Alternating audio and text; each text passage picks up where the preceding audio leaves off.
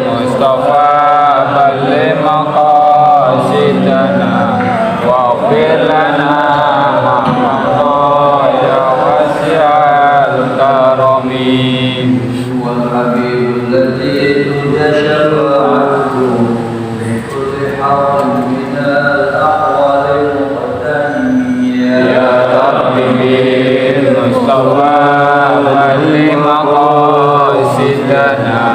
waghfir lana ma ya wasi'al karami.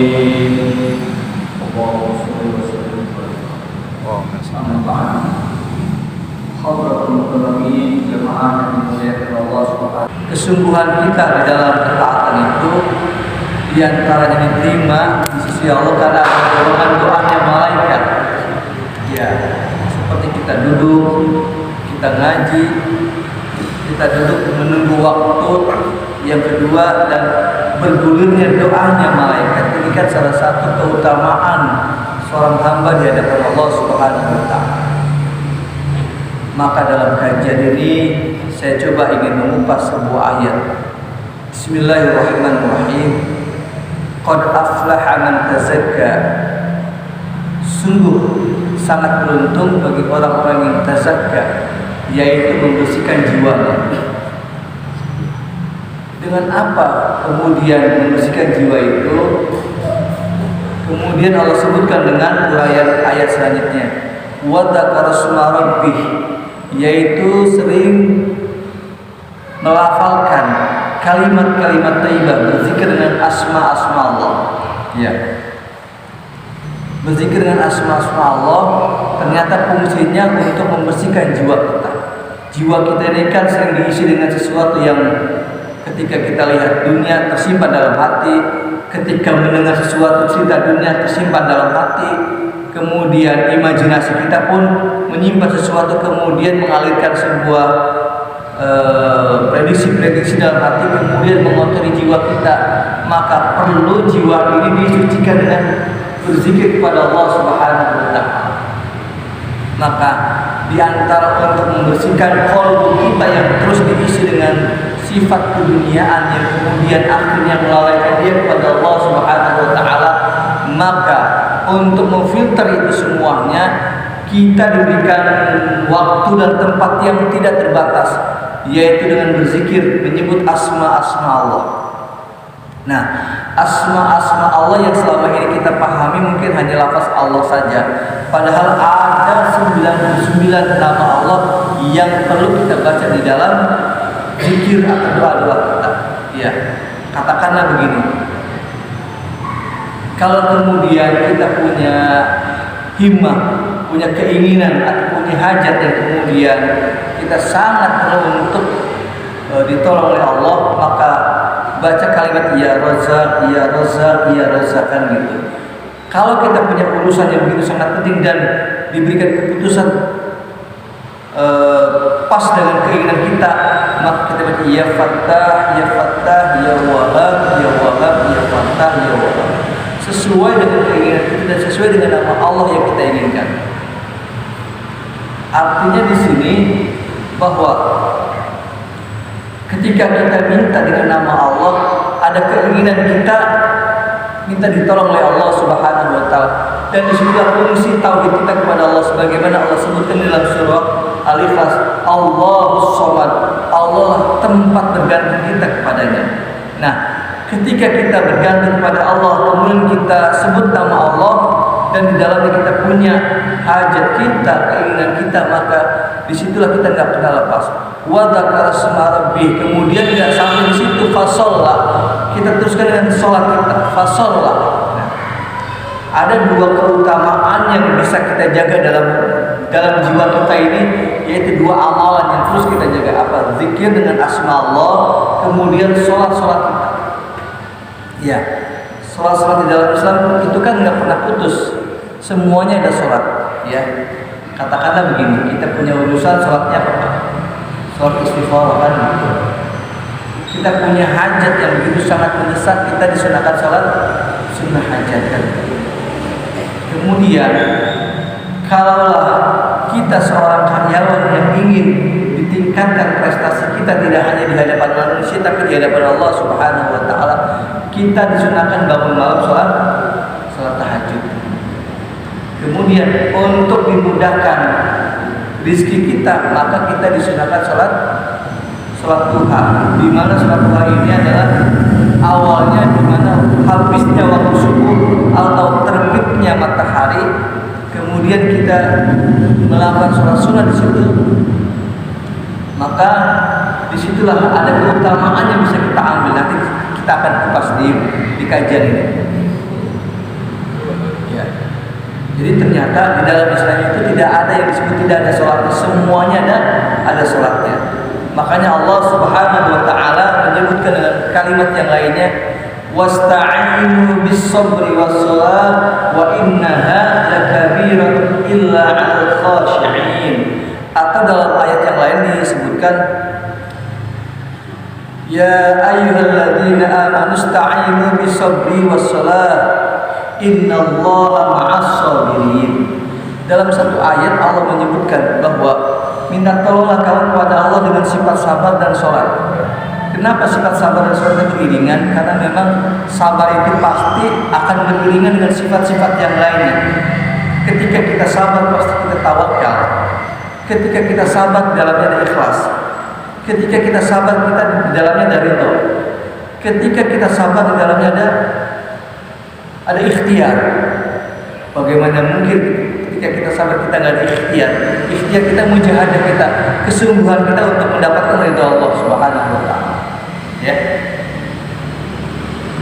Jadi ternyata di sini ada satu keutamaan sifat yang di dalamnya terkumpul sifat-sifat kemuliaan yang lainnya. Artinya ketika kita sabar kita tawakal. Ketika kita sabar kita ikhlas. Ketika kita sabar kita mahabbah. Ketika kita sabar kita ikhtiar. Makanya diiringi dengan sholat. Nah, sholat ini fungsinya di mana kita melapor kepada Allah Subhanahu wa taala tentang apa yang kita rasakan dalam hidup ini. Katakanlah begini, 5 waktu yang kita laksanakan adalah sebagai dasar kewajiban kita yang kita tunaikan dalam sehari semalam, 5 waktu.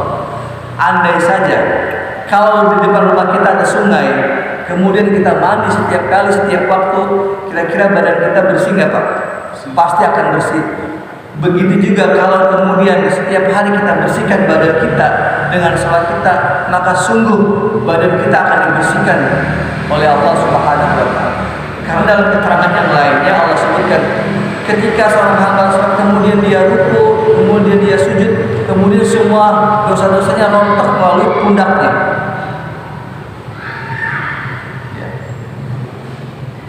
Ketika kita ruku, itu dosa itu langsung rontok Pak.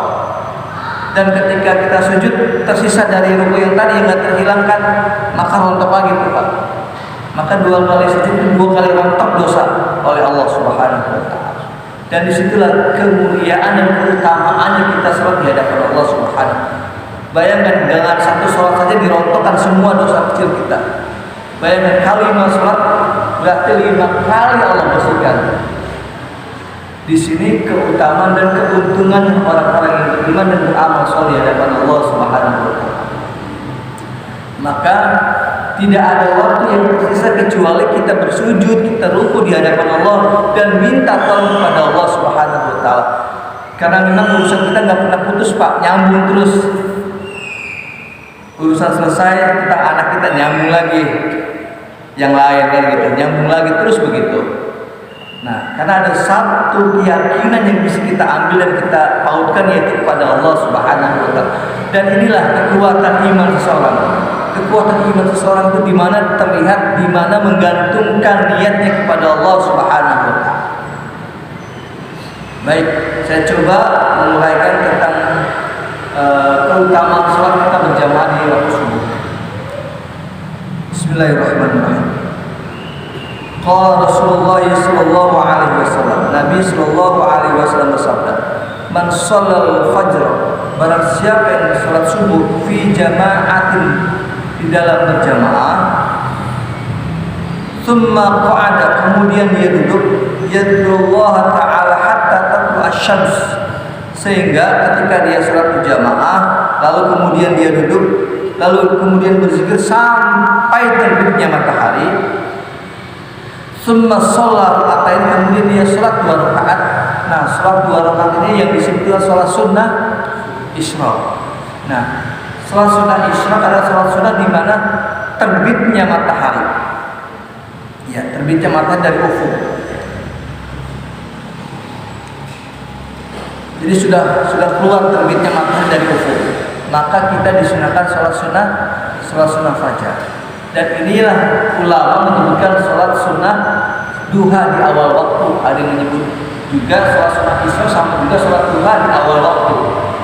Tapi penamaannya berbeda. Kalau sunnah isya lebih kepada bagaimana kemudian pengertiannya ketika matahari keluar dari orbitnya, dan kita disunahkan di situ sholat sunnah isya. Nah, bagi kita yang kemudian sholat subuh berjamaah, kemudian kita duduk berzikir sampai terbitnya matahari, apa kata Rasul? Kanat ka'ajli hajjatin wa umratin tammah. Maka dia seperti melakukan ibadah umrah dan haji 1 kali sempurna. 3 kali Rasul menyebutkan. Bayangkan, belum berhaji dan belum berumrah sudah dikasih ganjaran di sisi Allah Subhanahu wa taala. Dengan apa itu? Dengan kita melakukan sholat subuh berjamaah, kemudian kita berzikir sampai terbitnya matahari. Masya Allah. Ini kan karunia yang luar biasa. Kita tidak bisa haji tapi dikasih ganjaran terlebih dahulu. 1 kali haji itu apa balasannya? Laisa lahul jazaa'u illa al-jannah. Masya Allah. Tidak ada balasan haji yang mabrur kecuali surga. Nah, makanya saya ingin menyemangati diri saya juga dan kepada yang lainnya. Hayo, sebelum kita berhaji, sebelum kita berumrah, hayo kita cari pahala haji dan umrah di mana? Di masjid, di musola ketika kita niat itikaf sampai selesainya waktu sholat subuh dan sampai terbitnya matahari kita sholat 2 rakaat. Nah, disinilah keutamaan menjaga iman kita di hadapan Allah Subhanahu wa taala. Kenapa iman kita perlu kita jaga? Karena iman ini seringkali tergoda, iman ini seringkali terkeropos, iman ini seringkali terasingkan dengan keadaan dunia. Terasingkan keadaan dunia, boleh jadi mungkin terlupakan, tertinggal dengan aktivitas keduniaan kita. Makanya kata Rasul dalam sebuah sabdanya, jaddidu imanakum biqaulin la ilaha illallah. Perbaharilah iman kalian dengan memperbanyak kalimat la ilaha illallah. Baik Pak, ada 1 kalimat yang bisa sebanding kita membaca kalimat tauhid sampai 1000 kali. 1 kalimat sebanding dengan 1000 kali kita membacanya. Apa diantaranya? Yaitu kalimat yang sering kita baca, la ilaha illallah Muhammadur Rasulullah fi kulli lamhatin wa nafasin adada ma wasi'ahu ilmullah. Ayo Pak, la ilaha illallah. Ayo Pak, la ilaha illallah Muhammadur Rasulullah fi kulli lamhatin wa nafasin adada ma wasi'ahu ilmullah. Baik, semua kita baca bareng. La ilaha illallah Muhammadur Rasulullah fi kulli lamhatin wa nafasin adada ma wasi'ahu ilmullah. La ilaha illallah Muhammadur Rasulullah fi kulli lamhatin wa nafasin adada ma wasi'ahu ilmullah. Baik. Mungkin di antara kita pernah membaca kalimat tauhid sampai 1000, mungkin ada juga tapi jarang ya. Tapi kalimat ini apabila kita baca sebanding dengan bilangan ilmunya Allah Subhanahu wa taala. Ya Allah. Bayangkan Pak, ilmunya Allah itu meliputi semua yang ada di muka bumi dan bahkan di langit. Dan Allah sangat mengetahui segala apa yang ada di bumi dan di langit. Jadi ketika kita baca kalimat tauhid ini sebagai penjaga iman kita itu sebanding dengan ilmunya Allah. Berarti kita membaca kalimat ini sebanding bilangan ilmunya Allah. Ilmunya Allah kita tidak tahu, tapi begitu sangat luasnya, sangat banyaknya. Dan bahkan di sini satu keutamaan kemuliaan iman yang kita baca di dalam kalimat tahlil ini. La ilaha illallah Muhammadur Rasulullah fi kulli lamhatin wa nafasin adada ma wasi'ahu ilmullah. La ilaha illallah Muhammadur Rasulullah fi kulli lamhatin wa nafasin adada ma wasi'ahu ilmullah. Adada ma wasi'ahu ilmullah, bilangan sesuai dengan pengetahuan luasnya ilmunya Allah Subhanahu wa taala. Ya Allah. Ini ketika kita baca, sungguh iman kita dijaga oleh Allah, diperbaharui, disuburkan oleh Allah. Ketika iman kita dalam keadaan subur, bagaikan pohon yang subur yang terus berbunga, yang terus berbuah, hasilnya manis, dinikmati juga oleh orang banyak. Sama, ketika iman kita subur, itu menjadi panorama pribadi sama orang lain, kan gitu. Kalau iman kita subur, insya Allah akhlak yang mulia, sopan santun, berbagi, wa ta'awun 'alal birri wat taqwa wa la ta'awun 'alal itsmi wal 'udwan. Nah, disitulah asarnya timbul bekas suburnya iman itu kelihatan. Dia saling tolong menolong, membantu, memberikan kemuliaan dan kemudahan. Nah, itu berarti tandanya imannya subur. Kalau imannya nggak subur, nggak akan begitu, Pak. Contohnya imannya suburnya seperti ini, Pak. Kita kumpul nih. Kita kumpul duduk bareng sampai waktu Isya, ini iman kita sedang subur-suburnya, Pak. Sedang subur-suburnya iman kita di hadapan Allah. Di mana ini kan satu keutamaan sebagaimana Rasul sampaikan dengan sabda yang lainnya, man salaka tariqan yaltamis bihi ilman salallahu tariqan ilal jannah. Barang siapa yang menempuh suatu perjalanan, ada yang dari Duyung, ada yang dari Bimo, ada yang dari Bulak, sampai ada yang dari Sawangan sampai kemari, kan begitu, Pak. Tujuannya apa? Untuk menuntut ilmu. Dan Allah nyatakan dalam sebuah hadis Nabi, kata Nabi demikian, sahalallahu tariqan ilal jannah. Maka siapapun yang menempuh perjalanan untuk menuntut ilmu, maka nanti Allah akan mudahkan ia masuk dalam surga Allah Subhanahu wa taala. Artinya perjalanan kita ini sedang menuju surganya Allah Subhanahu wa taala. Maka siapapun kita, ketika kemudian katakanlah Allah memperlihatkan mata kita, ketika ada suatu majlis kemudian diadakan ilmu, maka sayap-sayap malaikat itu merendahkan untuk diberikan kepada orang-orang yang menuntut ilmu, kan gitu. Karena itu kepada mereka untuk mendapatkan ilmu. Ya. Kalau sudah sayap-sayapnya malaikat menghimpitkan di majlis-majlis ilmu, maka subhanallah, apa yang terjadi? Ketenangan, kesenyapan, kenikmatan, dan ada dorongan semangat ketaatan kita kepada Allah Subhanahu wa taala. Maka sungguh pun demikian, kalaupun kita tidak mujahadah untuk mendapatkannya, nggak akan bisa. Maka di sini salah satu mujahadah kita, duduk kita di sini adalah mujahadah kita, kesungguhan kita untuk mendapatkan ridhonya Allah Subhanahu wa taala. Baik, kita kembali tentang hadis yang tadi. Jadi 2 rakaat sholat subuh dengan berjamaah, 2 rakaat sholat sunnah, 2 rakaat adalah sholat sunnah isyraq yang kita lakukan sebelumnya kita berzikir sampai terbitnya matahari. Maka ganjarannya seperti orang yang 1 kali haji, 1 kali umrah, sempurna Allah.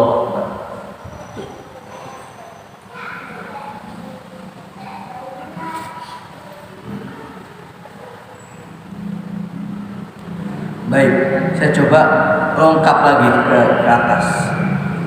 Sebagaimana bahwa jiwa kita ini salah satu jiwa kita ini ada salah satu fungsi di mana bisa menyuburkan iman dan bisa menyuburkan ilmu kita. Kenapa demikian? Imam Ghazali dalam kitabnya Ihya Ulumuddin beliau menyatakan al-qalbu manba'ul iman wal ilm. Hati itu tempat berkembangnya iman dan ilmu. Hati itu tempat berkembangnya iman dan ilmu. Hati kita, Pak. Hati yang mana? Hati yang sifatnya hissi, sifatnya indrawi, bukan sifatnya jasmani.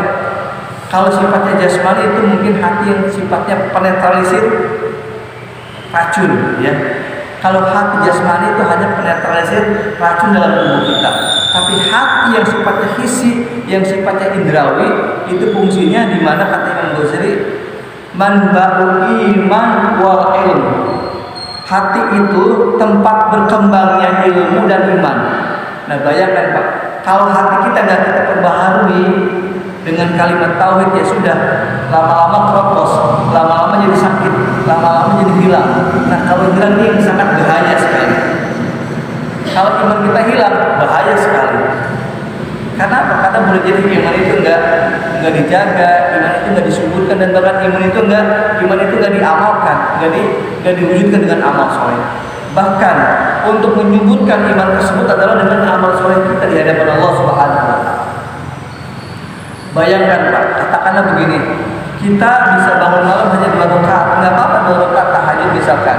Kita baru bisa sholat duha 2 rakaat, enggak apa-apa, yang penting dawamkan begitu. Bukan dilihat dari bilangan, tapi dawamnya itu Pak. Bukan dilihat dari jumlahnya, tapi dawamnya itu. Kenapa demikian? Sebagaimana saya pernah sampaikan di pertemuan-pertemuan sebelumnya, Rasul menyampaikan dengan sebuah sabda yang sangat ringkas.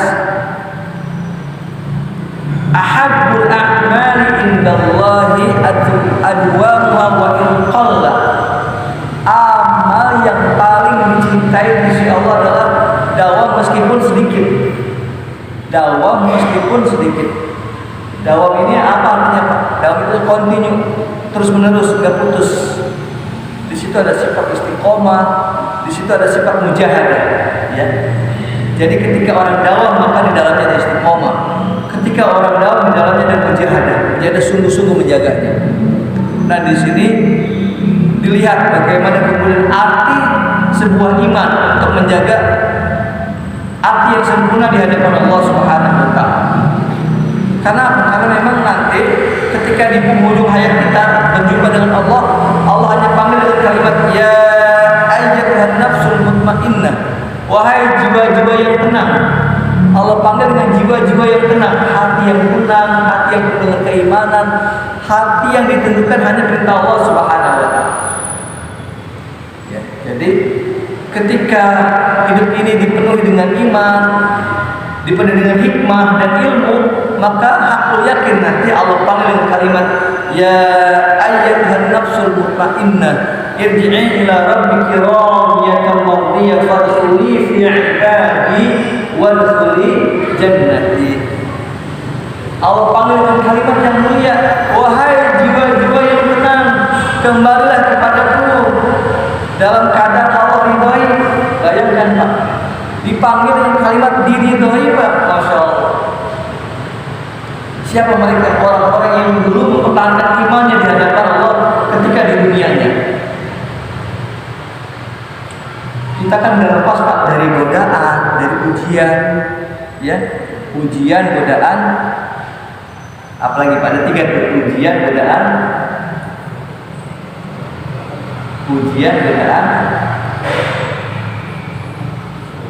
apa? Ayo, ujian, godaan, cobaan. Ujian, godaan, cobaan. Ujian ya biasa ujian tuh. Godaan biasanya godaan yang seperti nafsu. Ya. Setiap kita pasti merasakan bagaimana diuji plus di dalamnya ada godaan. Contoh begini, mohon maaf saya sebutkan. Katakanlah di dunia perkantoran, misalkan begini. Ada sifatnya kong kali kong kan begitu. Urusan beres, amplop jalan kan begitu. Ini mohon maaf saya sebutkan. Nah, ketika urusan beres, diselipin amplopnya kan begitu. Nah, ini kan ujian dan godaan juga Pak. Ujian iman kita dan godaan nafsu kita kan gitu Pak. ketika kita terawat, ini nggak baik, ini nggak bagus, kita tahan. Artinya situ iman kita bermain tuh, ada bisikan. Oh jangan, nggak boleh. Berperang dalam hati kita dengan nafsu, gitu. Artinya di sini kita mengandalkan sebuah kekuatan dari Allah Subhanahu wa taala atau pertolongan Allah Subhanahu wa taala yang memang kita nggak bisa untuk menghalau kecuali dari izin Allah. Ya sampai dengan ceritanya bagaimana Nabiullah Yusuf ketika digoda dengan Zulaikha, ya. Kemudian Allah perlihatkan tanda-tanda kebesaran Allah Subhanahu wa taala di hadapan Nabi Yusuf. Sehingga Nabi Yusuf kemudian takluk, tunduk dengan kekuasaan Allah. Tapi begitu dahsyatnya godaan, nggak ada raja, nggak ada orang yang menyaksikan, dan Siti Zulaikha siap untuk bla bla bla gitu kan. Tapi ternyata Nabiullah Yusuf diperlihatkan kekuasaan Allah, nggak berani saya tunduk dengan kekuasaan Allah. Nah, disitulah kemudian sejatinya orang yang beriman yang kemudian mempertahankan imannya di hadapan Allah, ketika dalam keadaan diuji juga Allah akan jaga imannya. Karena memang disebutkan dalam surah As-Saffat, pernah saya sampaikan dalam kajian ini, innal ladzina qalu rabbuna Allah tsumma istaqamu tatanazzalu 'alaihimul malaikatu alla takhafu wa la tahzanu wa abshiru bil jannati allati kuntum tu'adun. Jadi yang perlu kita garis bawahi di sini adalah orang-orang yang istiqomah menjaga imannya, istiqomah yang menjaga imannya di hadapan Allah Subhanahu wa taala. Tatkala ketika iman kita diuji oleh Allah, ada pertanyaan begini bagi kita, Ustaz, kenapa orang yang soleh, orang yang beriman, kenapa diuji juga imannya? Yaitu untuk melihat ketangguhan imannya di hadapan Allah Subhanahu wa taala. Nah, ketika diuji imannya di hadapan Allah ketika itu, maka Allah turunkan malaikat untuk mendampinginya, untuk mengatakan alla takhafu wa la tahzanu, janganlah takut dan janganlah bersedih.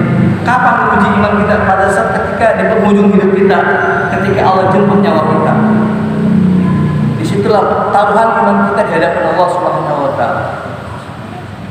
Maka di antara rahman dan rahimnya Allah untuk membela hambanya yang Allah cintai, maka Allah kirimkan malaikat supaya wafatnya dalam keadaan husnul khatimah. Wafatnya dalam keadaan husnul khatimah. Maka ketika dalam keadaan genting seperti itu, iman kita diuji, iman kita digoncang dengan dihadirkanlah orang tua yang terdahulu, kemudian setan menjelma seperti orang tua yang terdahulu, kemudian mirip dengan orang tua. Digodalah orang tersebut, sudah matilah dalam keadaan Nasrani, matilah dalam keadaan Yahudi, kan begitu. Digoncang iman kita. Nah, ketika iman kita digoncang di penghujung hidup kita di situ, kemudian Allah izinkan malaikat untuk mendampinginya turun mendoakan alla takhafu. Itu setan jin bucin lari kacar-kacir, Pak. Sehingga apa yang terjadi ketika malaikat turun mendampingi orang-orang yang istiqomah menjaga imannya, maka saat itulah kemudian Allah turunkan rahmatnya, rahmat terakhir diberikan kepada hamba yang soleh, yaitu dengan husnul khatimah. Maka kenapa di dalam doa kita baca Allahumma inna nas'aluka husnul khatimah wa na'udzubika min syarril 'aqibah wa su'il khatimah. Itu doa yang dimana kita berharap di penghujung kita wafat dalam keadaan husnul khatimah.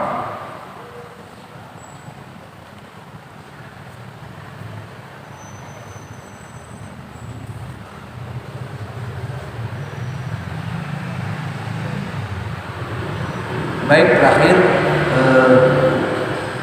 saya ingin menunjukkan begini, Pak.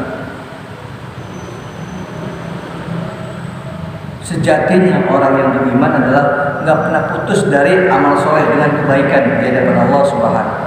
Kesempurnaan iman kita dilihat bagaimana kemudian melengkapi menjaga amal soleh di hadapan Allah Subhanahu. Jadi iman itu dilihat bagaimana amal solehnya. Ya alhamdulillah ada Ustaz soleh di sini. Ya, jadi memang iman itu tidak terlihat, Pak. Iman itu tidak terlihat, iman itu tersembunyi di dalam hati seseorang. Makanya Rasulullah SAW mengajarkan dengan doa yang sangat-sangat luar biasa. Ya muqallibal qulub, tsabbit qulubana ala dinika wa ta'at. Wahai zat yang memutar balikan hati, balikan hati dengan taat kepada, tetapkan hati kami selalu taat menjalankan perintahmu. Kenapa demikian? Karena hati ini ada bisikan, ada godaan segala macam. Bahkan di dalam surah An-Nas ini dijelaskan, alladzi waswisu fi sudurin nasi minal jinnati wan nas. Jadi godaan kita ada dua unsur, Pak. Ada unsur insania dan unsur syaitonia. Jadi kita ini dibisiki dua jenis insania dan jenis syaitonia. Ustaz, kalau dari jenis manusia kan bisa dihalau, bisa kita berdebat. Iya, kalau bisa, kalau enggak juga repot juga. Tapi kalau yang syaitonia ini kan nggak kelihatan, Ustaz. Susah kita ngamenginnya. Terus gimana caranya? Gini, Pak. Kalau manusia datang kemudian menggoda kita bisa halau karena kelihatan. Lalu kalau bagaimana kemudian yang sifatnya gaib? Maka fungsi doa itulah yang kemudian menjadi tameng kita. Makanya Rasul Shallallahu Alaihi Wasallam mengajarkan mulai dari bangun sampai kita mau tidur lagi nggak lepas dari doa, nggak lepas dari doa kita kepada Allah Subhanahu Wa Taala. Katakanlah begini, ketika kita mau tidur, mau mendekati firas kita, mau mendekati kasur kita, apa yang kita baca? Alhamdulillah, Bismika Allahumma ahyu bismika, atau setidaknya kita baca ayat kursi. Nah, kemudian ketika kita baca ayat kursi, kemudian kita baca ayat-ayat yang tentang tasbih. Misalkan paling sedikit sabbih isma rabbikal a'la. Kemudian kita tiupkan dua telapak tangan kita, kemudian kita balut ke seluruh tubuh kita, maka insya Allah tidurnya dalam penjagaan malaikat. Maka malaikat akan jaga kita selama kita tidur, Pak. Selama kita tidur maka malaikat menjaga kita, Pak. Secara otomatis Allah juga akan menjaga, ini kan begitu. Gak akan mungkin malaikat menjaga tanpa izin Allah, kan begitu, Pak. Artinya dengan amalan-amalan yang kita baca itu menjadi tameng. Contoh yang lain misalkan, ketika kita berangkat dari rumah kita menuju masjid kita, itu kan ada doa yang kita amalkan dari kecil kita. Allahumma ja'al fi qalbi nura wa fi lisani nura wa fi basari nura wa fi sam'i nura wa fi amami nura wa fi khalfi nura wa fi fawqi nura. Allahumma ja'alni nura. Gitu, Pak. Jadi Nabi mengajarkan kenapa kita membaca doa ini, supaya ketika kita berangkat itu dijaga niatnya tulus untuk ke rumahnya Allah, untuk beribadah kepada Allah Subhanahu wa Ta'ala. Karena ada cerita ketika orang niat untuk sholat berjamaah, ada aja godaan ketemu orang lah bicara ngobrol ngalor ngidul, lupa sholat berjamaah, ketinggalan dia sholat berjamaah. Ada aja halangan. Ketika dia berangkat dari rumahnya, selamat lah dia. Ketika di pertengahan ketemu orang, dia berangkat kita sholat dulu kan gitu. Akhirnya lepas dan maka insya Allah dengan doa yang kita baca ini, insya Allah Allah akan selamatkan cahaya itu sampai ke rumahnya Allah yang penuh dengan cahaya itu. Dan disinilah arti dengan sebuah doa yang kita baca, arti dan fungsi manfaat doa yang kita baca. Dan bahkan Nabi Shallallahu Alaihi Wasallam menyampaikan dengan sabda yang lainnya, ad'a silahul mu'minin, doanya orang yang beriman itu adalah senjatanya orang yang beriman.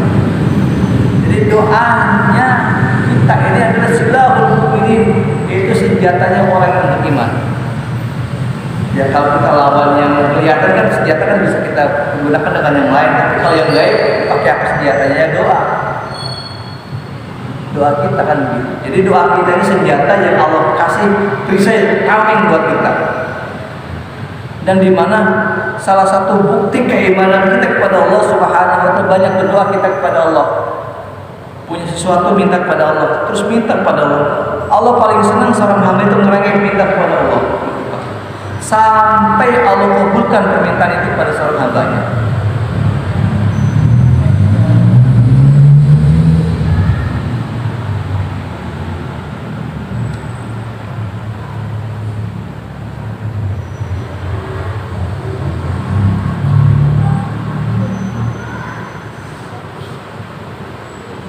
Berapa menit lagi Isa? 6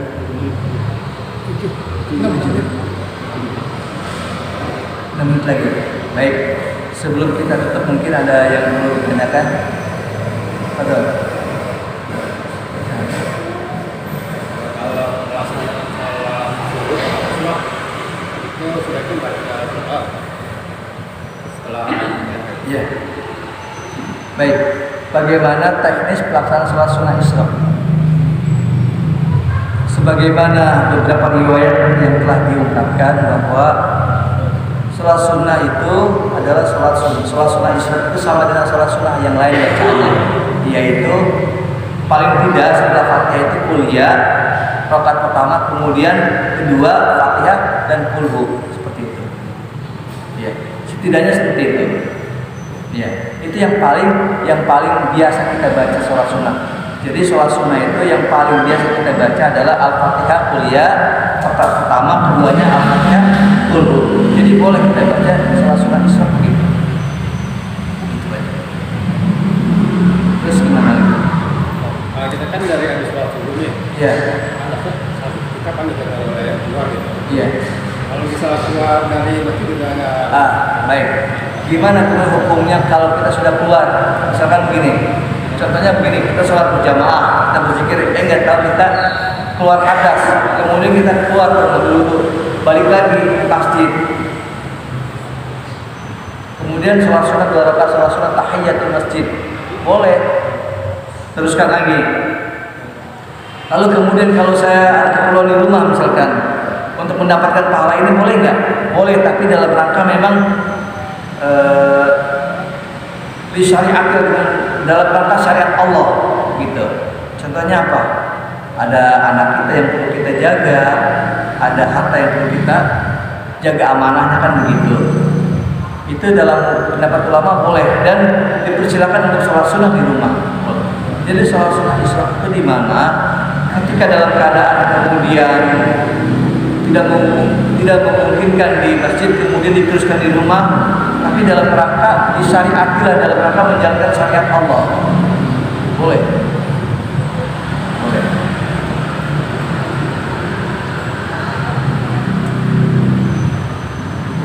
Ada lagi yang lain?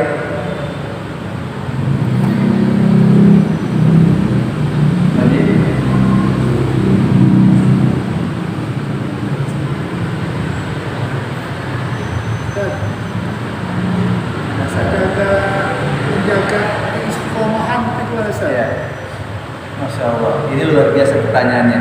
Bagaimana menjaga keistiqomahan itu? Ya, baik. Saya coba untuk menguraikan sebagaimana Nabi Shallallahu Alaihi Wasallam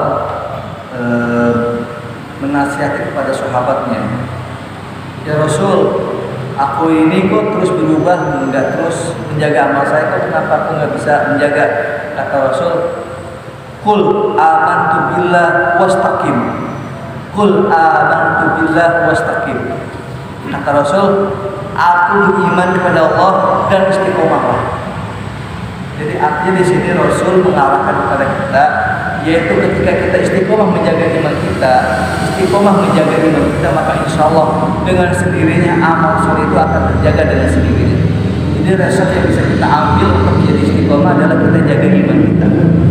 Nah, ketika kita jaga iman kita, dengan apa kita jaga iman kita? Ya dengan memperbanyak kalimat tauhid. Maka dengan sendirinya insya Allah akan dibuka pintu kebaikan-kebaikan yang lain.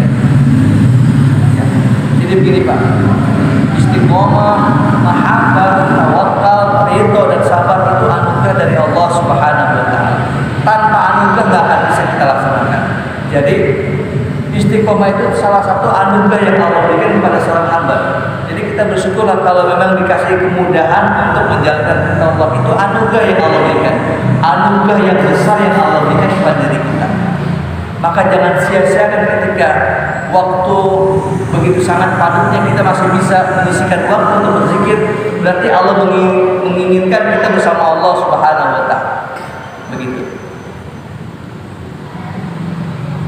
Ada lagi yang lain? Ya, betul. Baik. Tentang khusyuk juga demikian sama. Khusyuk kemudian menikmati dalam ibadah kita itu salah satu juga anugerah yang Allah berikan. Nah, bagaimana cara kemudian kata Imam Suyuti bilang begini, sampaikan begini, untuk mendatangkan kekhusyuan itu setidaknya antara ucapan dan hati itu nyambung. Antara ucapan misalkan kita baca Fatihah lalu hati kita menerjemahkan, itu mendatangkan kekhusyuan kita. Makanya ada tips berbagi kepada kita tentang bagaimana untuk menghadirkan khusyuk dalam sholat itu, yaitu dengan cara mengaktifkan otak kanan kita. Kenapa demikian? Karena ketika di luar sholat itu otak kiri yang berfungsi. Otak kiri itu apa fungsinya, Pak? Menikmati euforia, hedonis kan begitu. Kenikmatan, beruforia itu otak kiri. Nah, ketika kita lagi doa, sholat dan ibadah, setidaknya di situ kita kasih kesempatan 1 atau 2 menit untuk menggerakkan otak kanan kita. Meskipun tidak kita minta, tapi dengan sendirinya otak kanan bergerak, menikmati keadaan hati. Makanya perlu ada semacam tarbiyah terus menerus. Ketika kita menghadap kepada Allah dengan menghadap kiblat, kemudian hadirkan hati kita dan aktifkan otak kanan kita. Otak kanan ini lebih kepada bagaimana menikmati ibadah dan sampai kepada tingkat kekhusyuan kita di hadapan Allah. Memang kita nggak akan bisa menghilangkan sesuatu yang di luar sholat. Kita ingat di rumah kita ingat pekerjaan sebelum sholat kita, pasti ingat. Pasti, karena itu sudah fitrah. Tapi bagaimana kemudian mengendalikan sholat kita, itu yang penting. Mengendalikan sholat kita di dalam sholat, mengendalikan sholat kita di dalam sholat kita itu sangat penting. Apa artinya mengendalikan kekhusyuan kita? Misalkan begini, ketika ada semacam masuk kekhusyuan, menggoda kekhusyuan kita tarik lagi tuh. Apa yang kita baca, apa yang kita nikmati, terus kita kembalikan lagi. Itu yang disebut menjaga kondisi kekhusyuan kita di hadapan Allah. Dan yang terpenting adalah kekhusyuan itu adalah anugerah dari Allah Subhanahu wa taala. Tanpa anugerah tidak akan bisa. Baik, subhanakallahumma wa bihamdika asyhadu an la ilaha illa anta astaghfiruka wa atubu ilaik. Assalamualaikum warahmatullahi wabarakatuh.